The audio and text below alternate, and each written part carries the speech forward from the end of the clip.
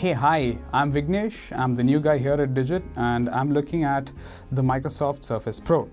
Now, it's a tablet that really wants to be a laptop, and it can be if you spend enough money on it and getting the things that make it one.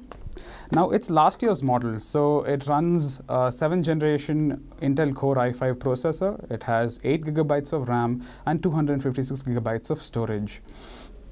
Now, Microsoft keeps saying that this is the ultimate tablet, but is there really any truth to it? Let's find out. Starting with the build and design, the Surface Pro can primarily be used in two ways: as a handheld tablet in either landscape or portrait mode, or as a laptop. All the accessories attach magnetically to the tablet's body, including the charger. The Surface Pro is stable on flat surfaces, but is understandably wobbly on uneven surfaces. On an even lap, the Surface rests comfortably, but on crossed legs, the Surface threatens to slip and fall, especially while typing. Lifting it is a conscious operation.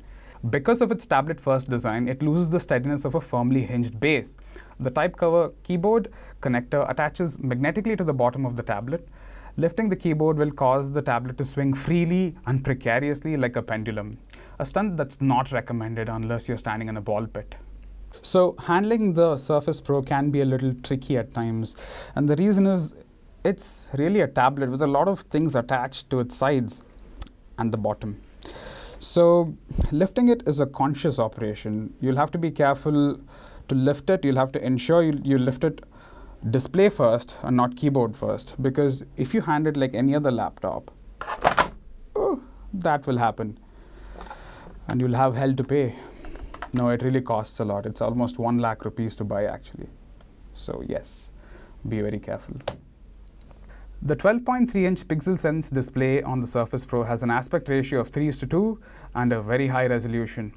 It is arguably the best display I have seen on any portable computer of that size. The colors of this display stay well within the sRGB space, but overall color contrast can be enhanced through window settings optionally. The surface of the screen is glossy and reflective. With its screen brightness stopping at around 390 nits, the Surface Pro's display is one of the brightest you'll see out there. The dual speakers on the Surface Pro are so loud and clear, you wouldn't miss your portable Bluetooth speaker in case you forget it at home. The Surface Pro has only a 3.5mm jack on the left-hand side of its body. On the right, it has one full-size USB 3.0 port, a micro SD card, a mini display port, and a Surface Connect port.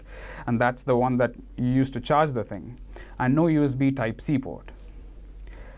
The keys on the Surface Pro signature type cover keyboard are flat but offer excellent feel in the fingertips. Although the keyboard itself looks shallow, the keys travel deep and every stroke feels reassuringly tactile in nature. The function key row houses the home and page up and page down keys, apart from the controls for the screen brightness and volume. The function key is lockable to switch between function keys and shortcut keys easily. The Surface Pen works splendidly with the Pixel Sense display on the Surface Pro while drawing and writing. Palm rejection is excellent on this device, and there's almost never a case of unintended input or unexpected latency on the screen. The Surface Pen, with all its 4096 levels of pressure sensitivity, offers a very natural writing experience. The performance on the Surface Pro is somewhat underwhelming. The Core i5 processor, clocked at 2.6 GHz, is sufficient for most office and light creative tasks. The 8 gigabytes of RAM keeps things snappy enough. And yet, during my time with the Surface Pro, there were areas where I saw unexpected lag. Gaming is best avoided on the Surface Pro, because playing Metro Last Light on low graphics made the frame rate drop all the way to 7, even in scenes with very little action. In terms of battery life, the Surface Pro scored about 4.5 hours on our benchmark tests and gave me about 5 hours in real world usage.